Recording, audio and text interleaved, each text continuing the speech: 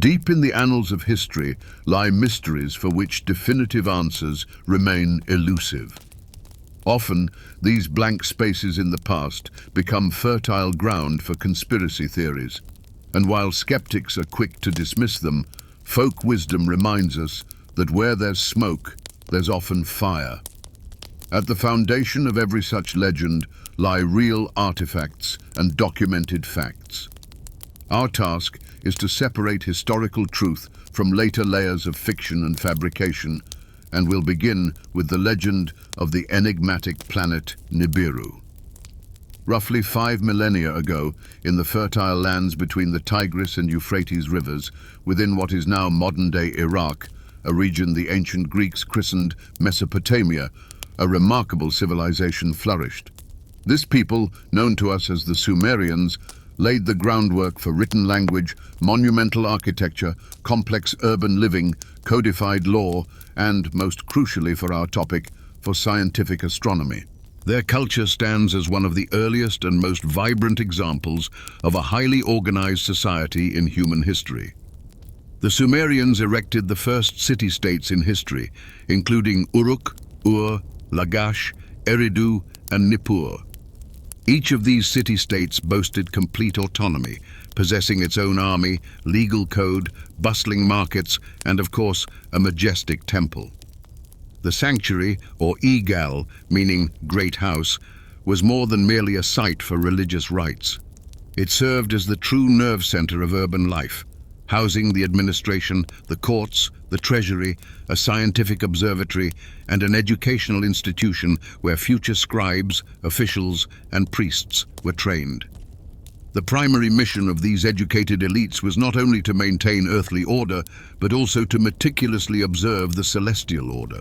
The Sumerians were convinced that everything transpiring on Earth, from bountiful harvests to the outcome of war, was a direct reflection of divine will, encoded within the movements of stars, planets, and the moon. From that epoch, tens of thousands of cuneiform inscribed clay tablets have reached us, silent witnesses to their lives. Among them are economic records, legal verdicts, epic poems, medical treatises, and astronomical catalogues. Of particular value are the texts unearthed from the ruins of the library of the Assyrian king Ashurbanipal in his capital, Nineveh. This collection, excavated in the year 1849 by archaeologist Austin Henry Layard, now stands as a prized possession of the British Museum. Among these treasures, the famous double tablet Mul Apin stands out. Dating back to the 8th century BCE, it contains systematic observations that were meticulously recorded over at least the preceding 700 years. This artifact is not a myth, but a genuine scientific work, the very first astronomical encyclopedia in human history. It meticulously details the paths of the sun, the moon, and the planets, records seasonal constellations, stellar hours, and even provides practical recommendations for farmers based on celestial cycles. The Sumerians and their cultural heirs, the Babylonians, definitively knew of 5 planets visible to the naked eye: Mercury, Venus, Mars, Jupiter, and Saturn. These were called celestial wanderers, in contrast to the fixed stars, and each of these bodies was associated with a powerful deity: Venus with the goddess Ishtar, Mars with the war god Nergal, and Jupiter with the supreme god Marduk. Their trajectories were meticulously tracked and recorded in tables, which served as the basis for both astronomical forecasts and astrological predictions. And so, within this vast trove of precise astronomical data, a mysterious word periodically appears: Nibiru. In the Akkadian language, related to Sumerian, it was pronounced Nibiru, and its root carried the meaning of ferry, ford, or crossing place.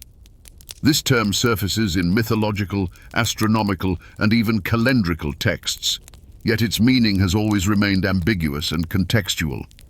In some instances, Nibiru is a conventional point in the sky, a spot where the celestial equator and the ecliptic intersect.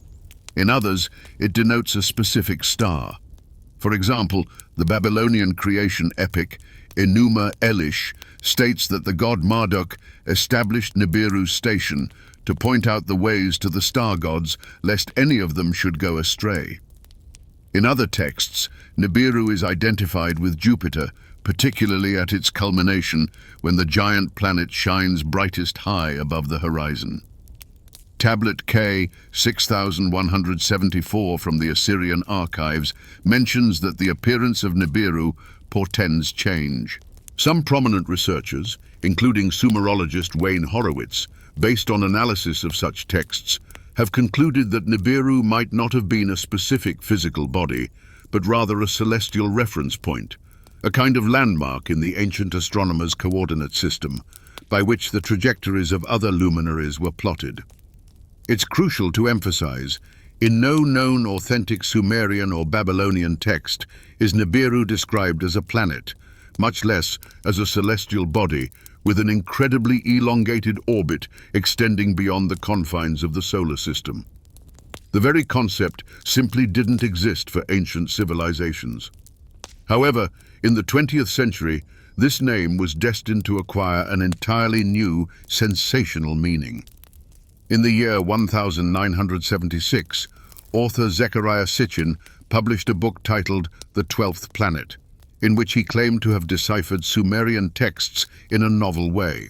He asserted that he had discovered references to a planet that invades the solar system once every 3,600 years, and that this world was inhabited by powerful extraterrestrials, the Anunnaki, who, he claimed, created humankind.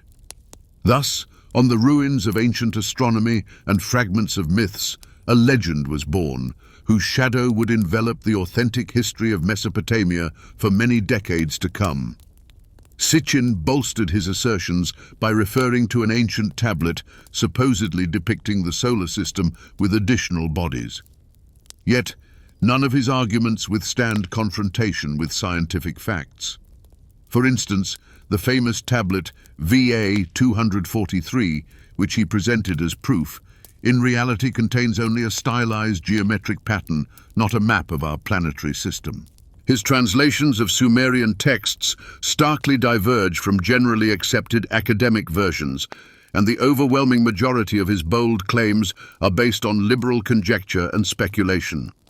Leading world Assyriologists, philologists, and archaeologists, including such authorities as William Hallow, Robert Simpson, and Michael Heiser, subjected Sitchin's works to detailed scrutiny and rendered an unequivocal verdict.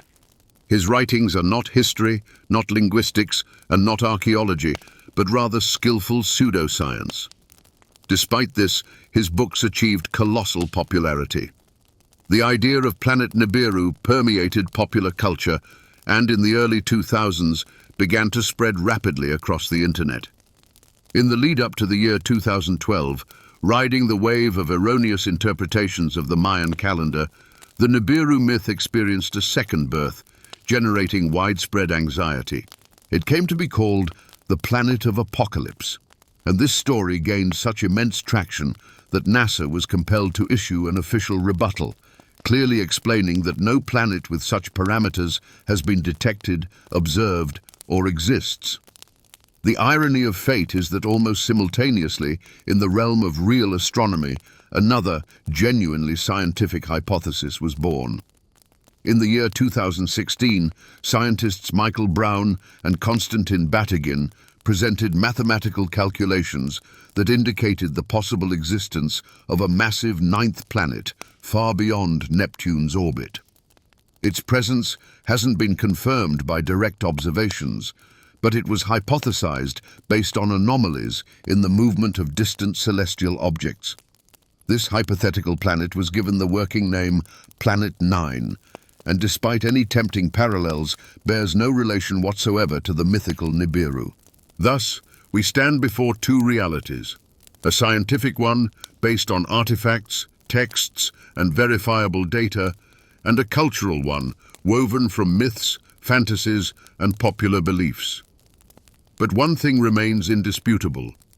The Sumerians truly were outstanding astronomers, seeking order, rhythms, and signs in the celestial dance of luminaries.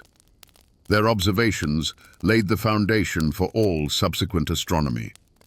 And though Nibiru was never a planet, its name has become a powerful symbol of humanity's eternal pull toward mystery and its drive to explain the unknown. However, mysteries aren't confined to the shimmering abyss of the cosmos. Some lie right beneath our feet, buried in snow, amidst silent mountains and ancient trees. These are mysteries where everything is too tangible to be fiction, yet simultaneously too illogical to find a simple explanation. One such chilling tale unfolded in the winter of 1959 in the northern Urals of the Soviet Union. A group of 9 hikers embarked on a challenging expedition and vanished without a trace. Their tent, found later, had been cut open from the inside. The bodies of some participants were discovered without their outer clothing, bearing monstrous, inexplicable injuries, and traces of radiation were detected on their belongings. The investigation, which lasted 3 months, concluded with a dead-end formulation. The cause of death was an insurmountable natural force.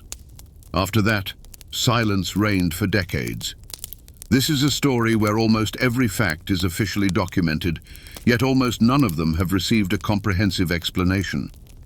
The participants of that fateful expedition were not amateur thrill seekers. They were trained, disciplined, and experienced individuals with multiple treks under their belts. All of them, students and graduates of the Ural Polytechnic Institute, aged between 20 and 27, were almost all engineering-minded, excellently versed in safety procedures and the intricacies of survival in harsh conditions. The group was led by Igor Dyatlov, a fifth-year student, a talented radio engineer known for his calm, reliable character and leadership qualities. Accompanying him were his friends, including Georgy Krivonishenko, Yuri Doroshenko, Nikolai Thibault-Brignol, and Zinaida Kolmogorova, all of whom were cleared for routes of the highest difficulty category. The group also included Lyudmila Dubinina, one of the few women daring enough to undertake winter expeditions. She was 21 years old and already had experience in an extreme situation, having been present when another person died during a different hike. One of the older and most enigmatic participants was Semyon Zolotaryov. At 37 years old, he was an outsider to the established group and joined the trek at the last moment. A man with a military background and service experience, he knew perfectly how to behave in critical circumstances.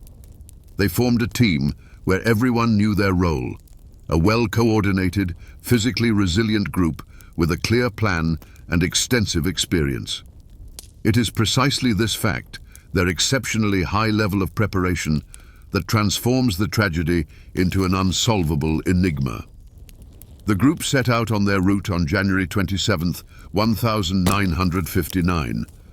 They were last seen alive in the village of Vizhai, from where they began their journey towards Mount Otorten.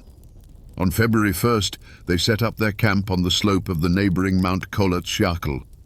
This was their last night spent according to the rules, in a world where the laws of logic and human experience still held sway. The choice of location for their final stop raises questions in itself. An exposed slope, windswept, and extremely unsafe and uncomfortable for an overnight stay. Most likely, the experienced hikers simply didn't make it down to the forest line before dark. After this point, communication with them ceased forever. The control date for them to make contact, February 12th, passed in complete silence. The search operation didn't begin until February 20th, and on the 26th, rescuers stumbled upon the group's tent. Partially buried in snow, it stood at an incline, and its tarp had been cut open from the inside. All valuable items remained inside: warm clothes, food supplies, documents, an axe, and footwear. From the cut tarp, a chain of footprints stretched downhill towards the forest, traces of those who, barefoot or in socks, walked across the icy crust into a 22-degree below zero Fahrenheit frost. A few days later, the first bodies were found. 5 group members were discovered closer to the forest. 2 lay near the remnants of a small campfire, while the other 3 seemed to have attempted to return to the tent, but froze on their way. The search for the remaining 4 continued until May, when their bodies were found under several feet of snow in a deep ravine. They were dressed less warmly than the first 5, but it was they who bore the most horrific and inexplicable injuries. Lyudmila Dubinina's ribs were crushed, and soft tissues, including her tongue, were missing. Semyon Zolotaryov's ribcage was completely destroyed. Nikolai Thibault-Brignol had a severe traumatic brain injury. Experts concluded that such damage could only have been inflicted by immense force, comparable to a shockwave or a fall from a great height, yet there were no external injuries on the bodies, no bruises, no abrasions.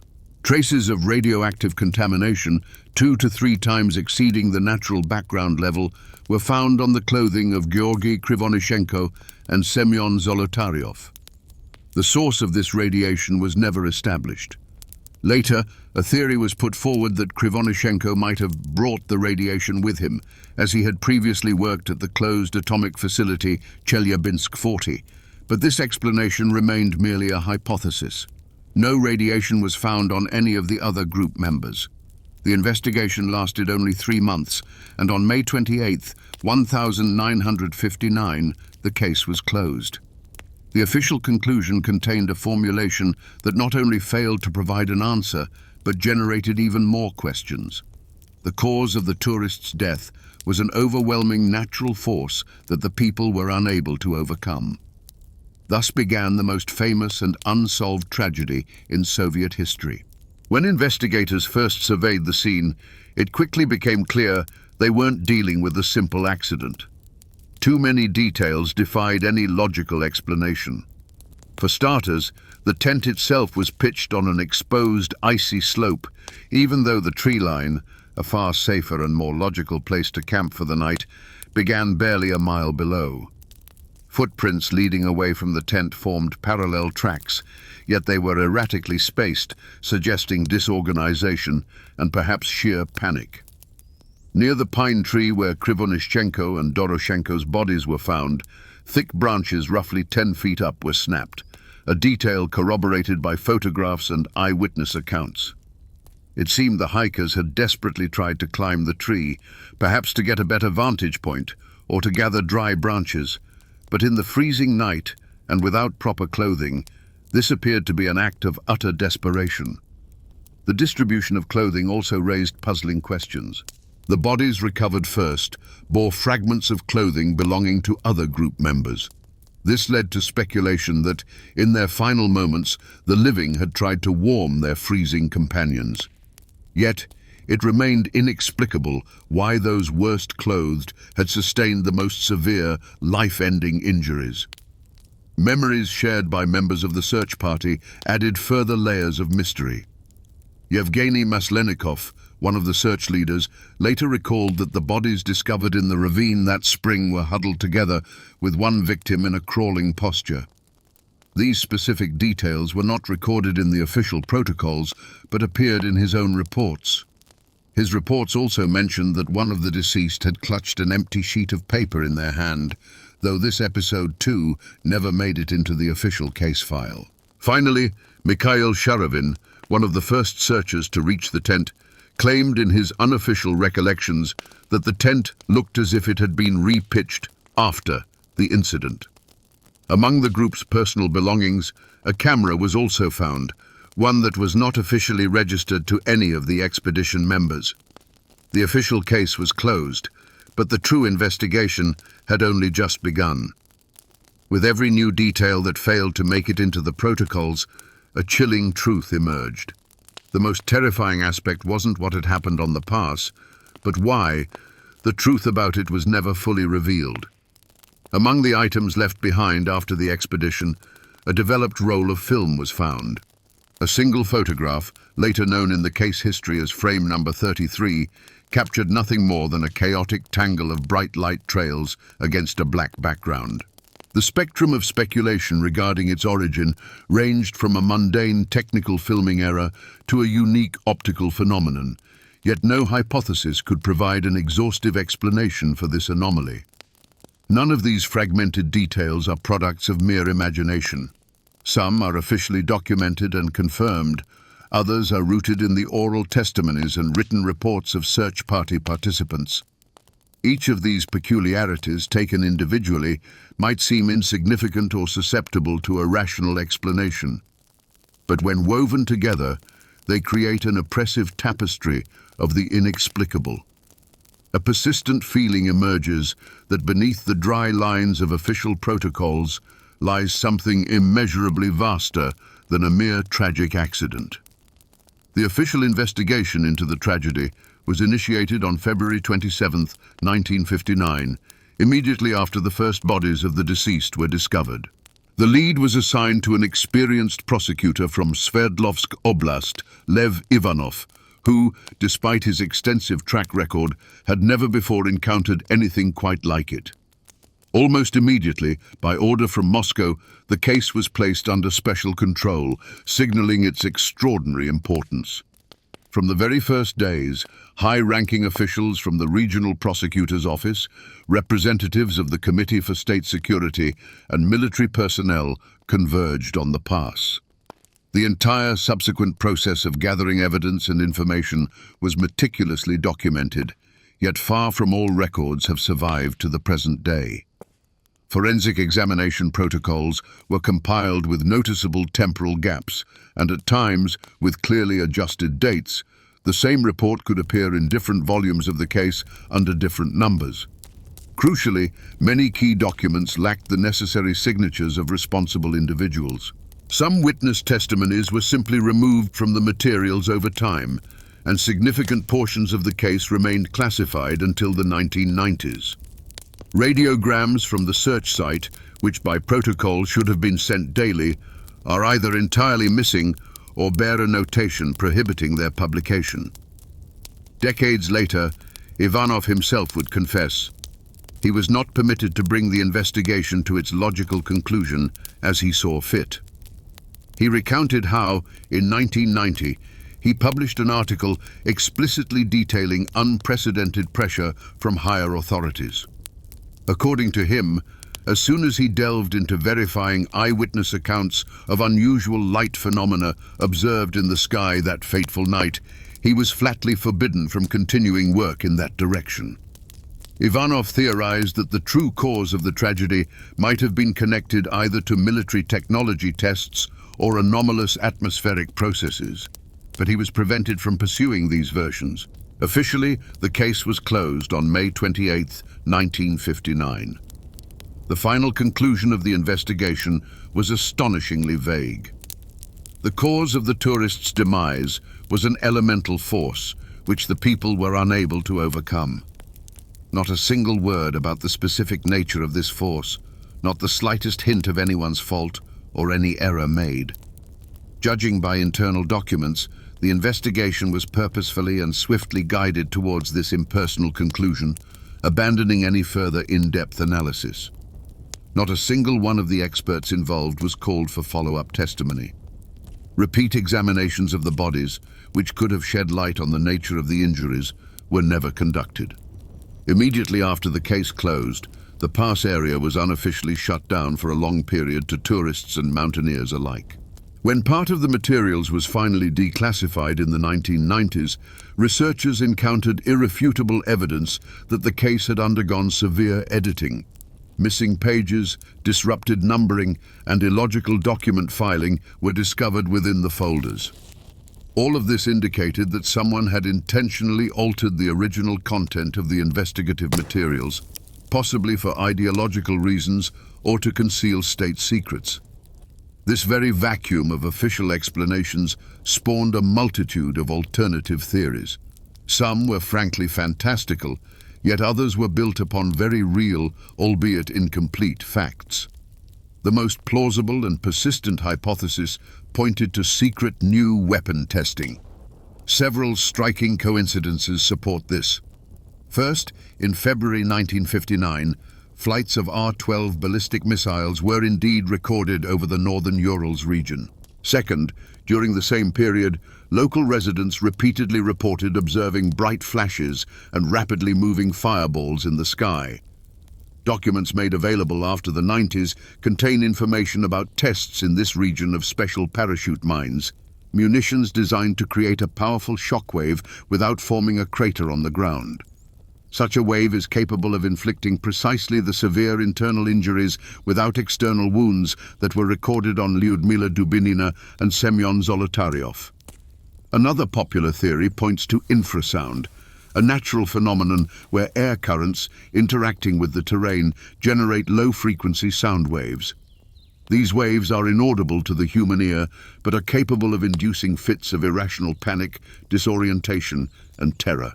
According to this hypothesis, a unique combination of powerful winds and the configuration of Mount Kholat-Syakhl could have created an infrasonic resonance, which drove the hikers to flee their tent in a frenzy.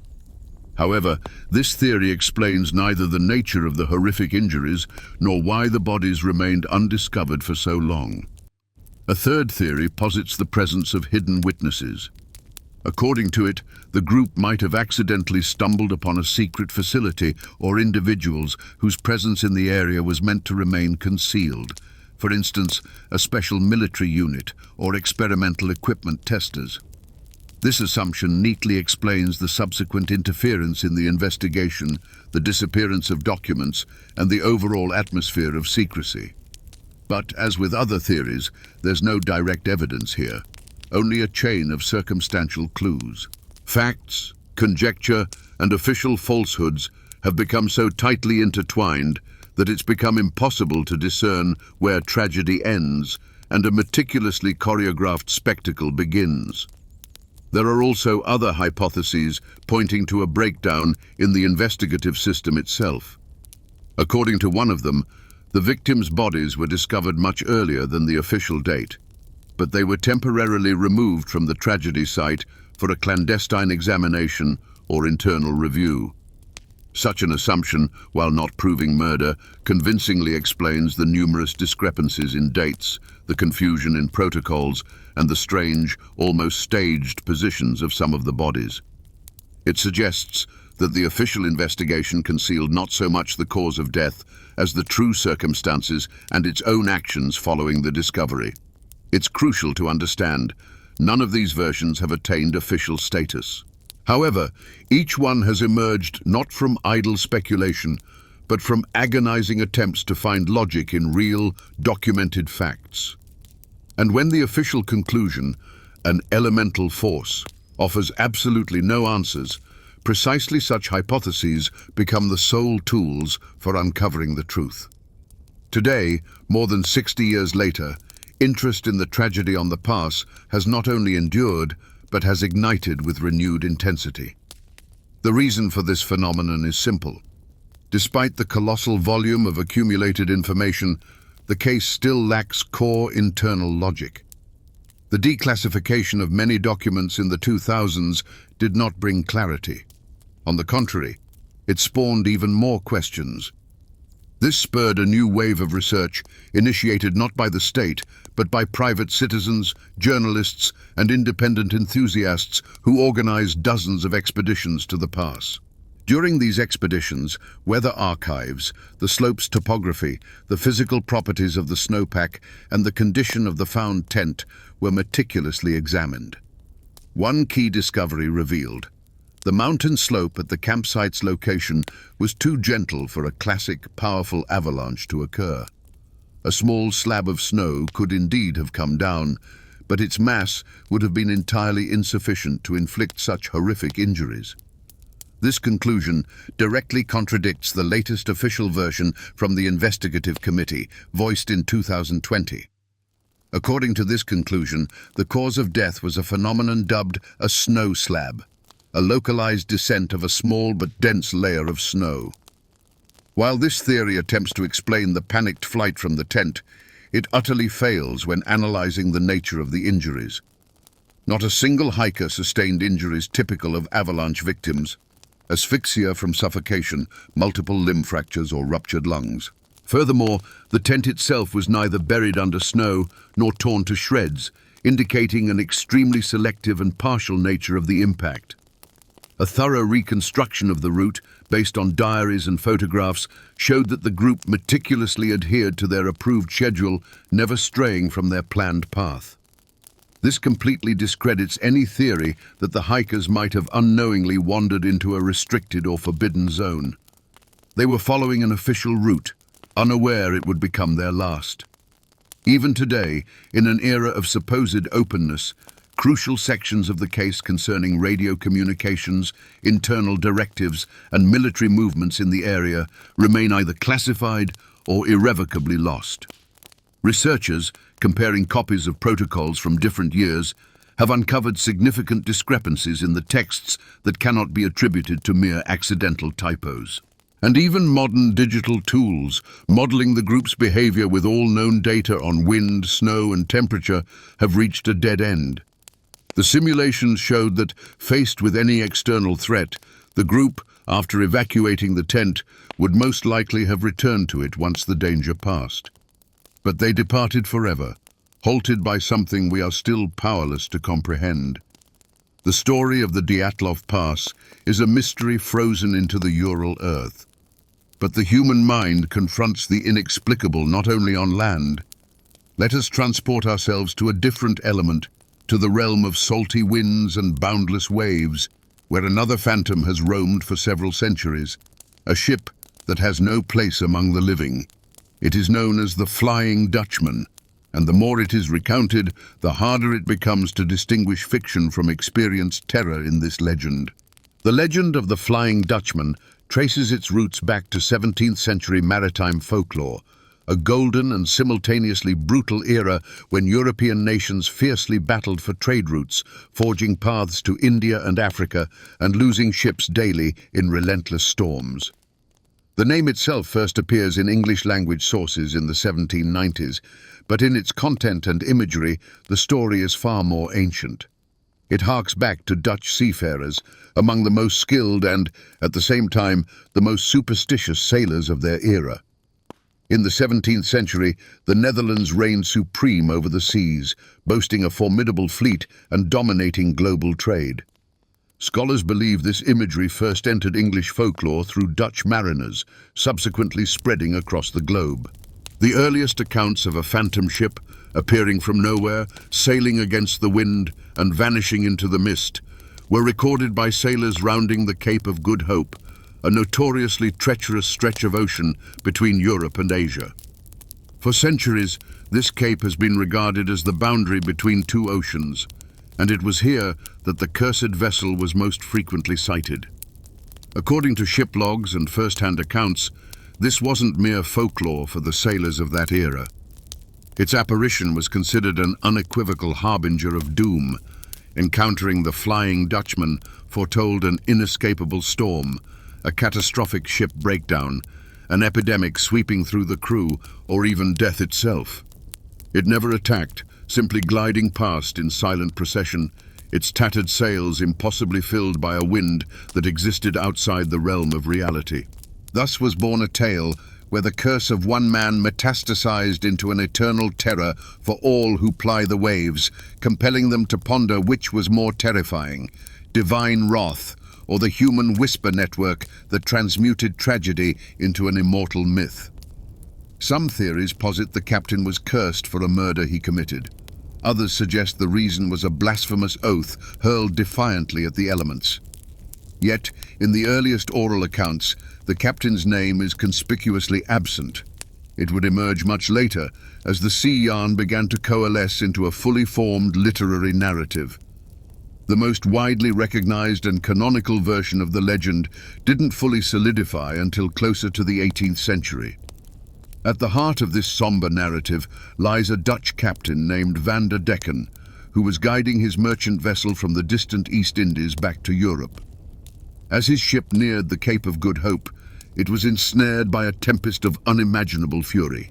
The wind savagely tore at the sails and snapped masts, while monstrous waves deluged the deck. His terrified crew implored the captain to turn back, but he, consumed by hubris, steadfastly refused. Legend has it that in that fateful moment he defiantly bellowed into the raging sky, I shall round this cape, even if I must sail until doomsday." This pronouncement became his eternal damnation. The unforgiving sea brooks no such hubris. The storm never abated, and the ship vanished without a trace into the churning abyss. From that moment on, it has seemingly been trapped between worlds, condemned to eternally traverse the ocean without ever making landfall. Along with the captain, his entire crew shares the curse of an endless voyage. According to legend, the Flying Dutchman occasionally attempts to communicate with the living, sending forth messages. Mariners recount sightings of a longboat being lowered from its spectral deck, rowed by a deceased crewman. Those who dare to accept a missive from the Phantom's grasp are said to soon meet their demise. More often, however, it is merely glimpsed in the distance, an ancient ship with tattered sails, sometimes enveloped in an ominous phosphorescent glow, and almost invariably appearing on the eve of a storm or impending catastrophe.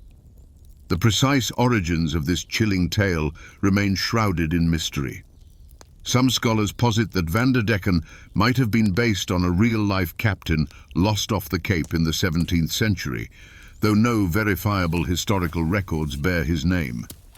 In alternative iterations of the legend, the captain is depicted not as a Dutchman, but as a Scotsman, an Englishman, or even a Spaniard. Yet, it was the moniker Dutchman that ultimately prevailed, perhaps because mariners from the Netherlands in that era were renowned for their extraordinary stubbornness and a brand of daring that often verged on outright folly. Stepping away from the realm of mythology and delving into historical chronicles, one discovers that mentions of the Flying Dutchman surfaced not only in campfire tales spun around a port, but also in official ship logs. The earliest known written account dates back to 1796. At that time, British sailors traversing the South Atlantic noted in their watch journal that they had observed a ship in the misty night sailing directly against the wind. It vanished as suddenly as it appeared, without making a sound. No one could explain what they had witnessed. The most famous incident, however, occurred in 1881, when the Flying Dutchman was reportedly sighted by officers of the British Royal Navy, among whom was the future King George V, then a young prince. According to the official report, at dawn, one of the sailors spotted the phantom vessel bathed in a crimson glow, and tragically, soon after, he died in an accident. A record of this incident is preserved in the logbook of the HMS Bacchante. What exactly they saw that day remains an enigma. In total, there are more than a dozen such reports. All of these sightings originated from the south, from the Cape of Good Hope, from the waters of the South Atlantic, or off the coast of Australia. The descriptions were strikingly similar: an ancient sailing ship, a strange luminescence, movement defying the laws of physics, and an unshakable sense of dread that gripped the eyewitnesses. Scientists have repeatedly attempted to find a rational explanation for this phenomenon. The most common theory is a complex optical mirage known as a fata morgana. Under certain atmospheric conditions, layers of air above the water can act like a colossal lens, creating a distorted and greatly magnified reflection of objects located far beyond the horizon. Such an effect can indeed conjure the illusion of a hovering or translucent vessel. Another scientific hypothesis points to atmospheric refraction, where light bends in a particular way at the boundary of warm and cold air, creating the image of a ship suspended directly in the sky. However, both mirages and refraction are exceedingly rare phenomena. It is improbable that they would occur with such remarkable regularity precisely in the vicinity of the Cape. Furthermore, not all reports of a ghostly encounter were made at night or in fog. Some officers claim to have observed it in clear weather during the day with excellent visibility. What it was, a unique physical phenomenon, a mass hallucination, or something else, we do not know. But historians emphasize the sailors of that era were exceptionally observant individuals. They could read the signs of the sky and wind and kept meticulous records. Of course, maritime superstitions were powerful. But this does not imply that every mention of the Flying Dutchman was merely the product of an overactive imagination. The sheer fact that this image proved so enduring and universal compels one to wonder, what if the legend is rooted in something more profound than simply fear of the ocean's might? A natural question arises. How could belief in a ghost ship persist among sailors even after science offered rational explanations for such visions? Why did these accounts continue to proliferate and the primal terror never subside, passing down through generations? A segment of researchers leans towards the view that the legend was a kind of collective psychological mechanism, enabling them to cope with pervasive uncertainty. The open seas in the 17th and 18th centuries represented a zone of perpetual peril, where navigational charts were more works of art than precise guides. Weather shifted with fatal unpredictability, and hopes of rescue in the event of a shipwreck were virtually non-existent. Any voyage out to sea could easily turn into a one-way trip. In such circumstances, superstitions served a crucial function. They not only helped maintain ironclad discipline on board, but also gave intelligible form to what would otherwise have seemed like meaningless and hostile chaos. An encounter with the phantom vessel ceased to be merely a hallucination or an optical illusion. It became a premonition. And if there was a sign, it meant one could prepare for the impending storm. There is also another interpretation, according to which the Flying Dutchman represents a powerful symbol of unavoidable guilt. This is a story about a ship forever denied the right to return to port, about a captain who broke a sacred oath, and about a crew that never found eternal rest. Similar images emerged far beyond European maritime traditions. In Japanese folklore, there are legends of phantom boats carrying the souls of the dead, silently gliding from the misty haze. Norse sagas recount tales of invisible ships that, without captain or crew, race at the whim of the wind. In Chinese mythology, the souls of drowned sailors search for a guide to the afterlife. All these legends are united by a deep-seated anxiety related to the inability to lay the deceased's body to rest and perform appropriate rituals. Some philosophers perceive in this image a universal archetype, the eternal wanderer who has lost their way but not abandoned their purpose. He seems unaware of his own demise and continues his journey by inertia, which makes him a figure not so much sinister as tragic. He brings no harm and poses no direct threat. He is simply stuck between worlds. Thus, hidden beneath the popular sea yarn is something far deeper than mere fear of a storm. It is a parable about how easily a person can stray from their path, and about the profound mark this leaves on the collective memory. Over time, the Flying Dutchman transcended the boundaries of maritime folklore, evolving into a hallmark of high culture. It became firmly embedded in literature, theatre, and music, transforming into a symbol intuitively understood even by those who have never seen the sea. In the 19th century, this story received new life through the arts, and it was then that its image definitively solidified in the European consciousness. One of the first to bring the spectral ship to the grand stage was the eminent German composer Richard Wagner. His opera, The Flying Dutchman, created in 1843, introduced the public to an entirely new protagonist. Not a malevolent demon of the seas, but a suffering man condemned to endless wandering and desperately seeking redemption through love. This was no longer a frightening legend, but a poignant romantic drama. The opera's immense success led to the Dutchman image acquiring a dual nature. On one hand, it remained part of maritime lore, and on the other, it became the embodiment of tragic solitude. Following Wagner, this theme also found reflection in literature. In the 19th century, wordsmiths such as Heinrich Heine, Walter Scott, and Washington Irving explored it. In their interpretations, the ship might appear during a storm, send distress signals, seek aid, or attempt to lift its curse. Yet the essence remained unchanged. It is powerless to stop and sails not of its own volition, but by the decree of fate. By the early 20th century, the Flying Dutchman had already become an established cultural code.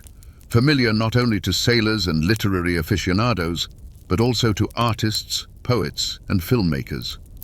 In the 20th and 21st centuries, it appears in movies, animation, comic books, and video games, ranging from serious philosophical treatments to outright parodies. But everywhere, it retains its primary characteristic. It is something that exists within our world, yet does not truly belong to it. For instance, in the Pirates of the Caribbean film saga, the Flying Dutchman is portrayed as a grim vessel of death, ferrying the souls of those lost at sea. In other versions, it might be a secret laboratory, an alien base, or even a metaphor for a deep spiritual crisis. But in any of these guises, the ship remains utterly isolated. It is forever adrift, yet somehow outside the currents of time itself, and it is this very characteristic that makes it universally resonant and comprehensible to any audience. The reason for the legend's astonishing adaptability lies in its tapping into a fundamental human fear, the dread of being trapped in an in-between state. Between life and death, between home and the endless road, between the journey's beginning and its ultimate end. We will never truly know what the Dutch sailors actually witnessed off the Cape of Good Hope, but we can say with absolute certainty what they felt. And it is this very sensation, boundless solitude, the futility of perpetual motion, and the impossibility of return, that immortalized the Flying Dutchman. But if the tale of the Flying Dutchman is a myth about a ship unable to find harbor, then our next enigma centers on a vessel from which all human life mysteriously vanished. The ship itself remained afloat, empty and utterly seaworthy, as if patiently awaiting the return of its crew. It was built in 1861 in Nova Scotia and christened the Amazon. From its very inception, misfortune seemed to dog its heels. Its inaugural captain died merely days after setting sail, and during its maiden voyage, the vessel sustained serious damage. In subsequent years, the Amazon changed hands multiple times, repeatedly ran aground, and collided with other ships until it was sold to an American company in 1867. The new owner completely refitted the vessel and bestowed upon it a new name, the Mary Celeste. It was a two-masted brig, approximately 31 meters in length, designed for carrying cargo on transatlantic routes. Under the American flag, it completed several ostensibly successful voyages, yet its reputation remained questionable. Sailors noted that the ship behaved erratically on the water, even though it was technically in perfect order. Among superstitious mariners, the rumor took root that the Mary Celeste was a bringer of ill fortune. For Captain Benjamin Briggs, this was a chance to embark on a new chapter, and he had no inkling that he was destined to pen the final, forever unsolved page in the annals of the Mary Celeste. In 1872, Benjamin Briggs, a seasoned mariner whose reputation was unblemished in the bustling ports of Boston and New York, accepted the command of this vessel. The ship was perfectly outfitted and loaded with fresh cargo, at that moment seeming utterly impervious to misfortune. On November 7, 1872, the Mary Celeste departed from the piers of Staten Island, New York, and set sail for Genoa. Her holds carried some 1,700 barrels of industrial-grade denatured alcohol. Briggs himself, an experienced mariner whose authority was unquestionable, was at the helm of the voyage. Joining him on this journey were his dearest loved ones, his wife Sarah and their 2-year-old daughter Sophia. The captain personally handpicked a crew of 7, placing his trust only in sailors with whom he had previously sailed. On the day of departure, the skies were clear and the ocean was calm. The vessel departed the harbour in peak condition, fully provisioned with food, fresh water, and all the essentials for a lengthy transatlantic crossing. For several weeks, the Mary Celeste steadily made her way eastward, traversing the Atlantic. Yet, she never reached her intended destination. On December 4th, nearly 1 month after her departure, the ship was spotted drifting, utterly deserted, off the coast of the Azores. She was sailing under partially set sails, showing no discernible damage, yet not a single soul was on deck. On that very day, December 4th, 1872, The brigantine Dei Gratia was charting her course across the Atlantic. Around noon, the on-duty lookout reported a vessel behaving erratically, drifting in a strange, unstable trajectory.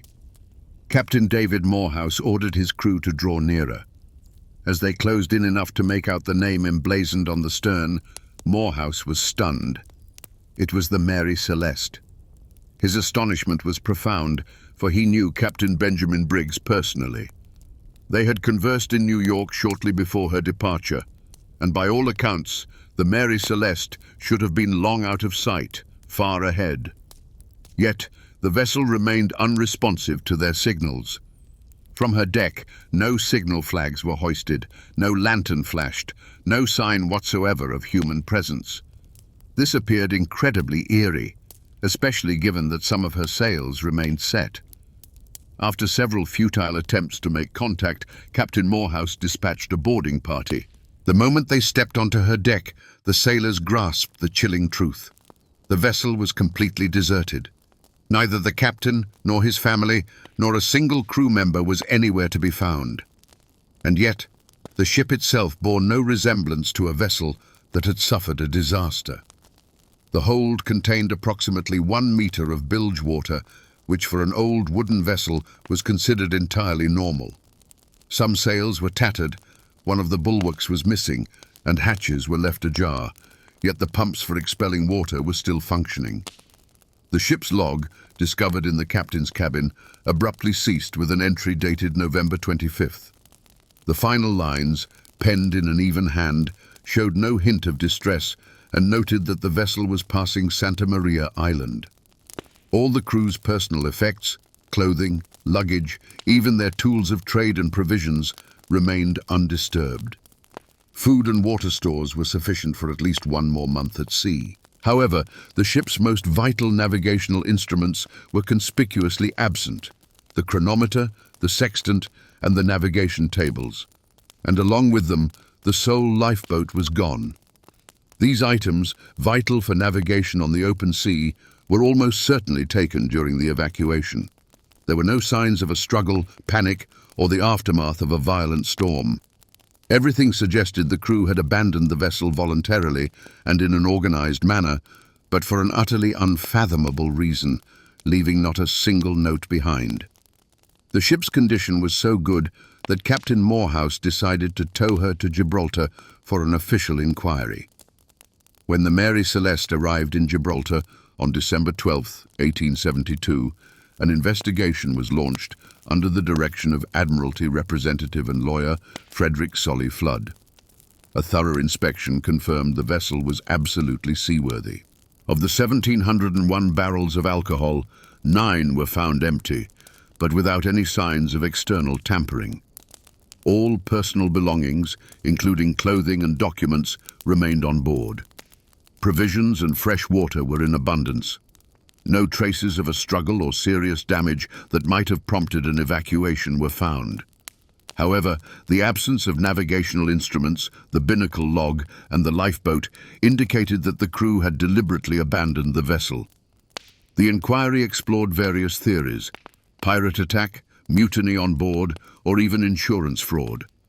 The Dei Gratia crew underwent exhaustive interrogations. Meanwhile, newspapers and private correspondents buzzed with far bolder hypotheses: poisoning by alcohol fumes, sudden collective panic, an attack by a sea monster, or a collision with an inexplicable natural phenomenon. Yet these conjectures were unsubstantiated by facts and were not included in the official case files. Ultimately, the commission arrived at a dry and evasive conclusion. The vessel was abandoned by its crew for an unknown reason, unrelated to violence or shipwreck. Thus concluded the official investigation, leaving unanswered the paramount question: what could have been so terrifying, so much worse than staying aboard a perfectly sound ship, that 10 souls chose instead a flimsy lifeboat in the midst of the boundless ocean? The judicial proceedings concerning the Mary Celeste unfolded in the Admiralty Court of Gibraltar, commencing in December 1872 and extending into February of the following year. At the head of the commission was the aforementioned Frederick Solly Flood, serving as the Crown advocate. The focus centered on two fundamental questions: the legitimacy of the Dei Gratia crew's claim for salvage compensation and the determination of the genuine circumstances under which the Mary Celeste's crew vanished. The testimonies of Captain David Morehouse and his men were deemed absolutely consistent and free of contradictions. Despite this, Solly Flood made no secret of his deep suspicion, allowing for the possibility of criminal conspiracy, though no evidence ever surfaced to support it. During the hearings, exhaustive data was presented regarding the abandoned vessel's technical condition, the nature of its cargo, navigational records, and the overall order on board. The ship's inspection merely confirmed that it had not been attacked, and all property remained untouched. In the absence of convincing evidence of criminal intent, the court found the salvage claims legitimate, yet the reward amount was significantly reduced. Instead of the anticipated substantial share of the salvaged cargo's value, the Dei Gratia crew received only about 1/6 of the potential sum, £3,000 sterling instead of 15,000.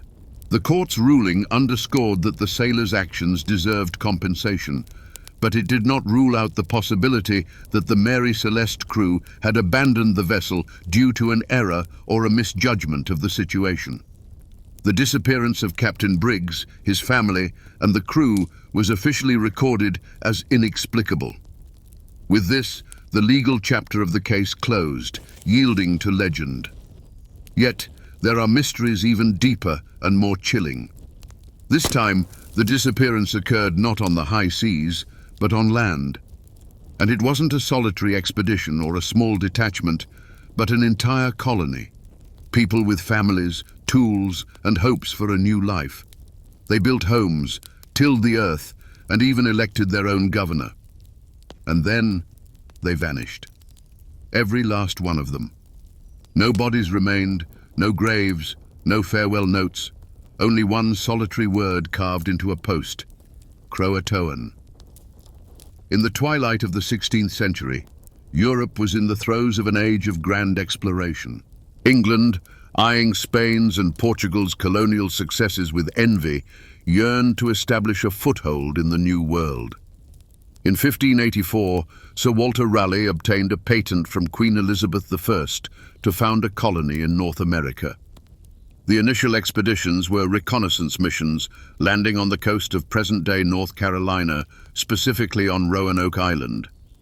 The permanent settlement, however, was established later in the summer of 1587. This expedition was led by John White, an experienced cartographer and traveler. With him, more than 100 people, men, women, and children, ventured into the uncharted lands. Among them were his daughter Eleanor and her husband Ananias Dare. It was here, on American soil, that their daughter, Virginia Dare, was born, the first child of English descent to be born in the New World. The colonists officially named their settlement the city of Raleigh, but in history it would forever be known as Roanoke, after the island. Initially, life proceeded uneventfully. People built dwellings and established gardens. They relied entirely on support from the mother country, but almost immediately faced resource shortages, escalating tensions with indigenous tribes, and a pervasive uncertainty about the future. It was under these strained circumstances that Governor White made a fateful decision: to return to England to secure provisions, weapons, and receive new directives from the Crown. The plan seemed straightforward. He was to return with supplies by the following spring. But then, grand politics intervened.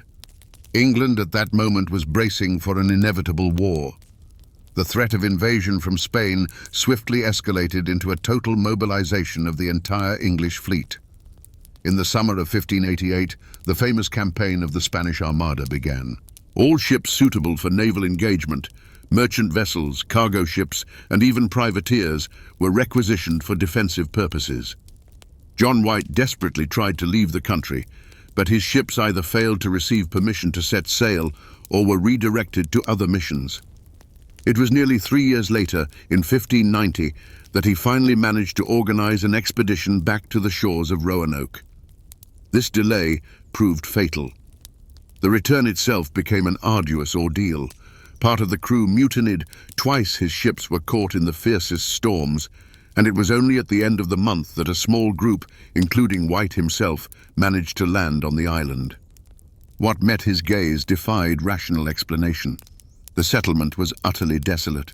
The carefully constructed houses had not been burned, but dismantled. This did not look like the aftermath of a battle or a sudden attack. Rather, it was evidence of an organized departure. But to where, and crucially, why? The empty streets and the silent surrounding forest offered no answers. The settlement greeted him with a deathly silence. There were no traces of battle, no smell of smoke, no signs of the panic typical of a sudden attack. Everything looked as if the people had left the place of their own accord, yet their departure had been organized with chilling methodicalness. Even the graves, left by John White's expedition on their plot, had been dug up, perhaps by wild animals. No ship was visible on the horizon, no sound of voices echoed, and not even boat tracks remained on the coastal sand. The sole silent witness to what transpired was a carving left on a tree trunk. On one tree, someone had distinctly etched the word Croatoan. On another, only a fragment was visible. Crow. There was nothing else. No hidden maps, no farewell notes in diaries, no other messages of any kind. But most importantly, what struck White was the absence of crosses. The settlers had firmly agreed that in case of trouble or attack, they would leave this mark as an alarm signal. The absence of this symbol instilled a strange hope. White surmised that the colonists might have organized a relocation to the neighboring Hatteras Island, which the local indigenous tribes indeed called Croatoan. However, the attempt to verify this conjecture turned into a complete failure. A sudden storm forced the ship to hastily weigh anchor and flee from the dangerous shores. The expedition's resources were dwindling, winter was approaching, and there was no prospect of returning anytime soon. This moment marked the culmination of John White's personal tragedy. He would never again see his daughter, his granddaughter, or any of the 150 settlers. At the same time, it heralded the birth of one of the most famous and unsettling enigmas in the colonial history of the British Empire. For White himself, the carving on the tree carried no threat. On the contrary, the word Croatoan was the only guiding thread, pointing to a possible direction for the search. The name of this tribe was well known to the colonists. The Croatoan people were considered a relatively peaceful group with whom the English had already attempted to establish contact. Unlike the hostile Secotans, they received Europeans without open aggression. Therefore, White interpreted this inscription not as an accidental trace, but as a prearranged marker indicating a safe haven. And yet, the message was disturbingly succinct. What did it mean? The name of an island, the name of a people, or something entirely different? No date, no clarifications whatsoever. White could not know how long ago this carving had been made, or whether those who left it were still alive. Crushed by setback, he was compelled to return to England, unable to reach the neighboring island and either confirm or refute his hypothesis. His ship's crew, faced with dwindling supplies and the raging elements, declined to risk further. This marked the final earnest endeavor to uncover the mystery. Over 400 years would elapse, and the fate of the Roanoke colonists remained an enduring enigma. Throughout the 17th, 18th, and 19th centuries, efforts to unlock this secret were only sporadic, but the 20th century ushered in robust, systematic scientific investigations. Historians honed in on two pivotal locations: Roanoke Island itself, where the colony vanished without a trace, and Hatteras Island, the very Croatoan John White believed the colonists might have relocated to. In the first half of the 20th century, archaeologists launched extensive excavations on both islands. At the presumed fort site on Roanoke Island, remains of defensive structures, charred timber, and pottery shards were unearthed, dating to the late 16th century. Yet, nothing among the findings pointed to a violent end or catastrophe. No traces of a major battle, mass burials, or widespread destruction were present that could explain the sudden disappearance of an entire community. Far more intriguing discoveries awaited explorers further south, on Hatteras Island. During the 1990s and 2000s, archaeologists unearthed artifacts there that, with a high degree of certainty, could be attributed either to the English settlers themselves or to indigenous peoples who had close contact with them. Among these discoveries were a ring dating to the reign of Queen Elizabeth I, iron tools, and European-made pottery, all unearthed at depths consistent with the late 16th century. Archaeologists with the First Colony Foundation proposed the hypothesis that at least a portion of the group might indeed have voluntarily relocated among the Croatoan people and eventually integrated into their community. This theory elegantly explained the lack of evidence of violence. No conflict, no struggle. The people simply departed. Yet, these archaeological discoveries remain, for now, merely circumstantial evidence. The artifacts could have found their way to the island through other means, via trade, exchange, or shipwreck. Current scientific consensus remains cautious. Conclusive evidence that the lost colony of Roanoke specifically found its final refuge on Hatteras remains insufficient. Nonetheless, this line of inquiry remains the most promising. The Roanoke enigma has spawned dozens of theories, ranging from the rational to the outright mystical. As early as the 17th century, among the colonists settling the Virginia and Carolina coastlines, persistent rumors circulated about indigenous tribes living deep inland who possessed grey eyes and fair skin. These tales formed the bedrock of a theory suggesting the settlers had assimilated, dissolving into the indigenous population. Thus, a legend was woven where tangible artifacts intertwined with lore of light-eyed indigenous people. But was this departure a voluntary merging with a new world, or a desperate bid for survival that culminated in complete and irrevocable disappearance? The stark realities of the New World might have proven an insurmountable burden. Disruptions in potable water supply, crop failures due to drought or disease, epidemics the settlers lacked the knowledge to combat. Any one of these factors could have spelled disaster. Cut off entirely from England, the colony might not have withstood the pressures of a hostile environment and thus decided to abandon the fort independently in search of a better fate. This theory lacks direct corroboration, but it logically explains why, after the people left, no traces of battle or signs of destruction remained.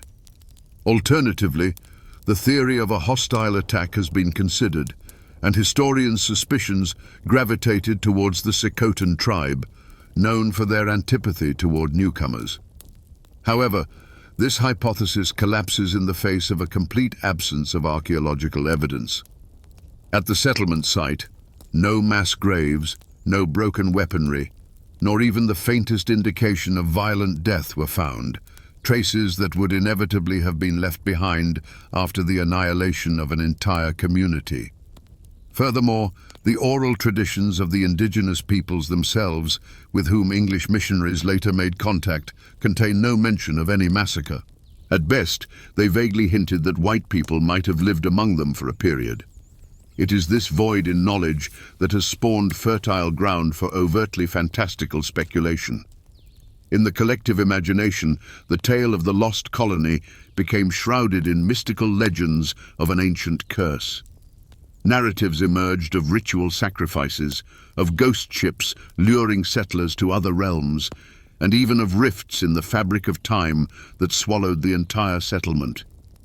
These motifs found widespread expression in literature, cinema, and popular culture, transforming a historical tragedy into a gripping thriller.